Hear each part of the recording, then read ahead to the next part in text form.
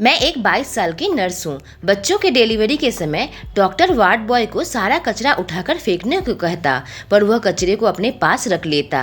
एक दिन अचानक मुझे पता चला कि उन कचरों को रखकर वह करोड़पति बन गया। राज जानने के लिए मैंने उसका पीछा किया, पर मैंने जो देखा मेरी चीख निकल गई। वह आदमी तो कचरे के साथ। मेरा नाम निशा है। मैं एक हॉस्पिटल के डिलीवरी रूम में नर्स का काम करती हूँ।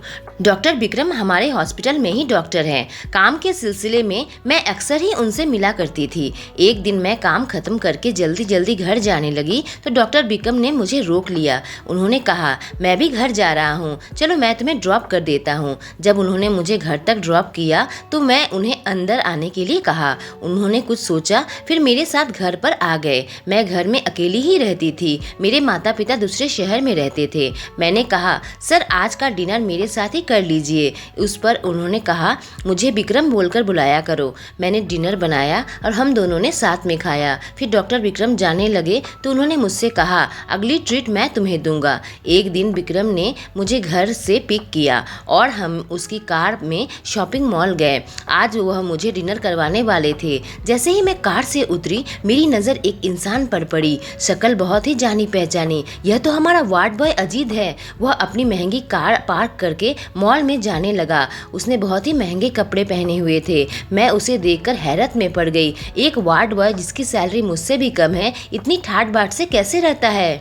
और इतने अमीर आदमी को वार्ड बॉय बनने की क्या जरूरत है? विक्रम ने मुझसे कहा, क्या बात है, तुम ठीक तो हो ना? मैं अपने ख्यालों से बाहर आई और मुस्कुराने लगी। हमने मॉल जाकर कुछ शॉपिंग किया, उसके बाद डिनर करके घर वापस आ गई। भले ही मैं आज विक्रम के साथ थी, पर मैं वार्ड बॉय अजीत के बारे में ही सोच रही थी। अगले दिन जब मैं काम पर गई तो एक लेडी की डिलीवरी होनी थी। डिलीवरी के बाद डॉक्टर ने वार्ड बॉय से कहा कि सारा कचरा कूड़े के डिब्बे में फेंक दो। उसने वहाँ से सारा कचरा उठाया। मैं उसे देखते ही जा रही थी। इतना अमीर आदमी यह काम क्यों कर रहा है? लेकिन उसके बाद मैंने जो देखा मैं बिल्कुल ही चौंक गई। उसने कूड़ा डिब्बे में न फेंककर अपने पास रख लिया। आखिर वह इस कचरे का क्या करेगा? मैंने सोचा मुझे अपना ध्यान काम पर लगाना होगा। यह सब बेकार की बातों को दिमाग से निकालना होगा। शिफ्ट खत्म होने के बाद मैं विक्रम के बारे में सोचने लगी। शायद वह मुझे पसंद करते हैं। डॉक्टर से मेरी शादी हो जाए तो मेरी जिंदगी बन जाएगी। वह डॉक्टर और मैं नर्स।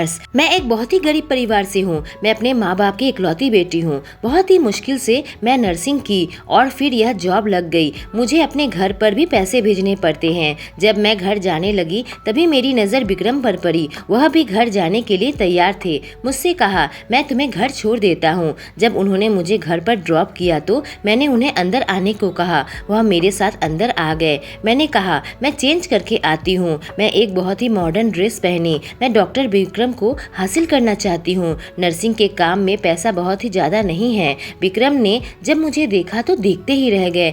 उसने कहा, तुम तो आज कमाल की लग रही हो। मैं हल्की सी म्यूजिक लगाई और उससे कहा कि मेरे साथ डांस करना चाहोगे? उसने हाँ कहा और हम दोनों डांस करने लगे। धीरे धीरे हम दोनों की नजदीकियां बढ़ी और एक दिन उन्होंने मुझे शादी के लिए प्रपोज किया। मैं खुशी खुशी हाँ कर दी और फिर देखते ही देखते हमारी शादी हो गई। शादी के बाद अक्सर हम पार्टी में जाया करते थे। एक बार हम एक बड़ी पार्टी में गए। वहाँ फिर मैंने अजीत को देखा। इस पार्टी में सारे अमीर लोग ही आए हुए थे। अजीत इस पार्टी में, इसका मतलब सच में वह अमीर है। फिर वह वार्ड बॉय का काम क्यों करता है? अब मैंने ठान लिया कि मैं उसके बारे में पता लगाकर रहूंगी। मुझे रहस्य के पीछे भागना बहुत अच्छा लगता है। मुझसे कम सैलरी पाने वाला आदमी मुझसे ज्यादा अमीर कैसे हो सकता है? बस मुझे यही पता लगाना है। पार्टी खत्म होने के बाद जब हम जाने लगे तो अजीत भी निकला और अपने महंगी कार में बैठकर चला गया।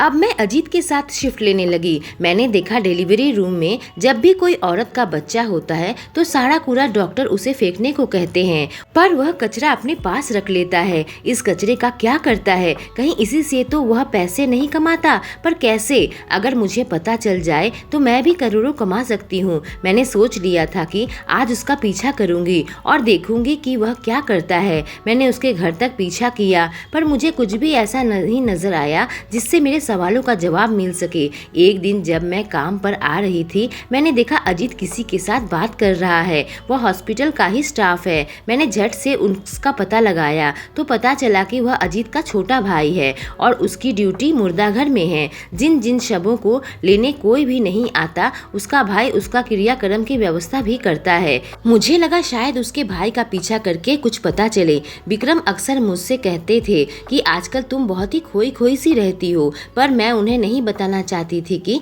मेरे दिमाग में क्या चल रहा है। एक दिन मुझे मौका मिल गया अजीत के छोटे भाई का पीछा करने का। उस दिन वह कुछ लाशों को लेकर जा रहा था। मुझे लगा शायद अंतिम संस्कार करने जा रहा है, लेकिन वह शहर से बाहर निकलकर गांव की तरफ जाने लगा। शहर से थोड़ा बाहर निकलते ही एक छोटा सा कस्बा था, वह वहां चला गया। वहीं सुनसान इलाके में घर था। वह लाशों को लेकर उस घर पर गया। मुझे लगा यहाँ रहना ठीक नहीं है तो मैं वहां से निकल गई, पर मैंने सोच लिया था कि बाद में आकर इस जगह का अच्छे से छानबीन करूंगी। जिस दिन मेरी छुट्टी थी, मैं फिर से उस घर पर आई।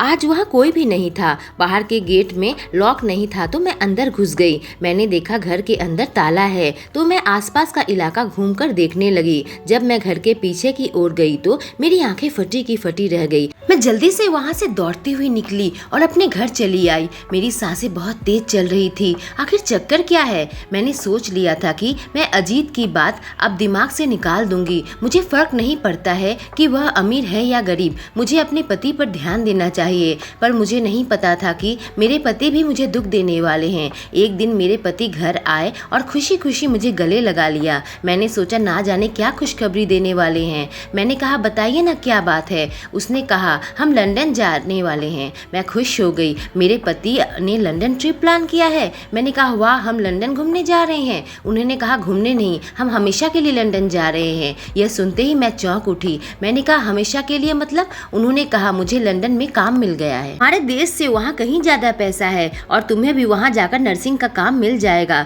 तो घबराओ मत। मैंने कहा मैं अपने देश को छोड़कर ऐसे नहीं जाना चाहती। उन्होंने कहा वहाँ एक बार जाओगी, दोबारा कभी अपने देश में वापस आने का मन ही नहीं करेगा। वह इतना खूबसूरत शहर है। मेरे पति 2 भाई है। उनके माँ बाप का ध्यान रखने के लिए उनका तो एक भाई है, पर मेरे माँ बाप यहाँ पर मेरे ही भरोसे हैं। अगर मैं यहाँ से चली गई तो बार बार यहाँ आ नहीं पाऊंगी। अभी हर महीने में उनके पास जाकर मिल आया करती हूँ, पर लंदन से तो साल में एक बार ही आ पाऊंगी। आजकल मेरे पिता बीमार रहने लगे हैं। अगर उन्हें मैंने बताया कि मैं हमेशा के लिए देश छोड़कर जा रही हूँ, वह तो जीते जी मर जाएंगे। मैंने अपने पति को कहा अरे हमें ज़्यादा पैसे नहीं चाहिए, पर मैं इस देश को छोड़कर नहीं जाना चाहती हूँ। मेरे पति ने कहा यह मेरा सपना है कि मैं बाहर देश में जाकर बाकी की ज़िंदगी गुजारूँ। अगर तुम मेरे साथ नहीं चल सकती तो मुझे तुम्हें तलाक देना पड़ेगा। यह सुनकर मानो मेरे सिर पर आसमान टूट पड़ा। मेरे पैरों तले ज़मीन निकल गई। उस दिन बहुत रोई थी। मुझे लगा था मेरे पति मुझसे प्यार करते हैं।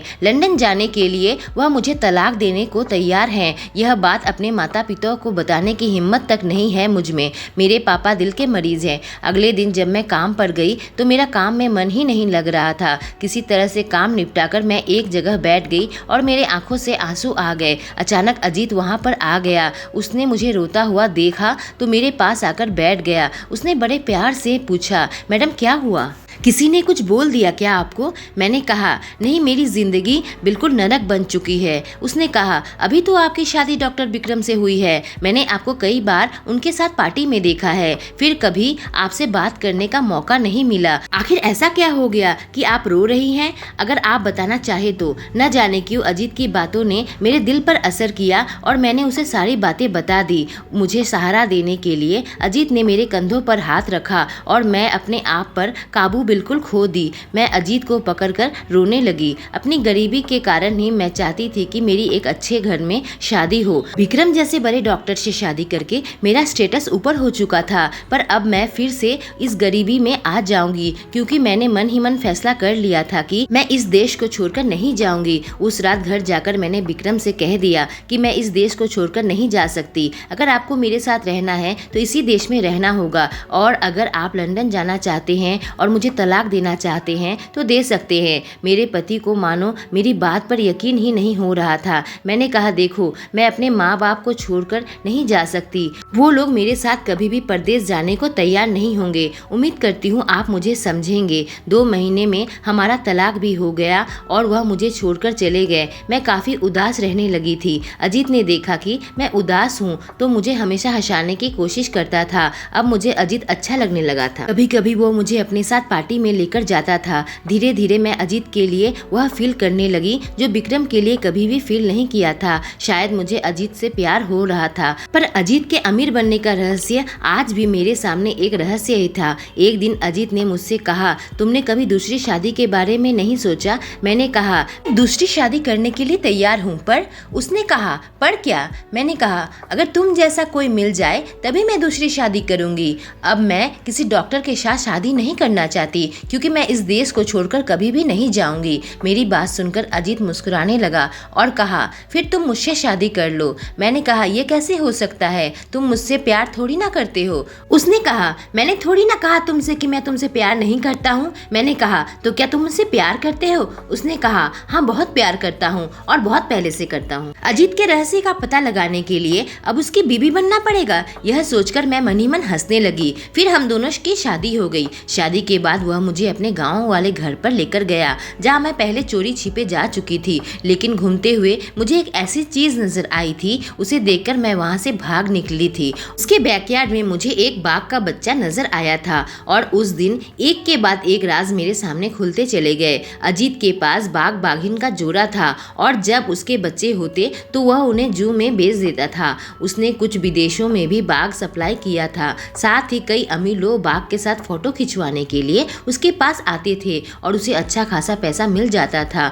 कूड़ा और लाश को वो यहाँ पर ले आया करते थे। उसे बाघ को खिला दिया करते थे ताकि वह कूड़ा खराब ना हो और किसी जीव का पेट भर सके। इसी तरीके से आज उसके पास सब कुछ था और यही वजह थी कि वह और उसका भाई अस्पताल की नौकरी पैसों होने के बावजूद भी नहीं छोड़ा। मुझे यकीन हो गया था कि अजीत इस देश को छोड़कर कभी भी बाहर नहीं जाएगा क्योंकि यहाँ तो उसने अपना बिजनेस चला रखा है। यह सब चीज देखकर बहुत ही खुश हुई। मुझे अजीत भी मिल गया और सारे रहस्य भी मेरे सामने आज साफ हो गए। दोस्तों, इसी तरह के चटपटे स्टोरीज के लिए मुझसे जुड़ें और चैनल को सब्सक्राइब करें।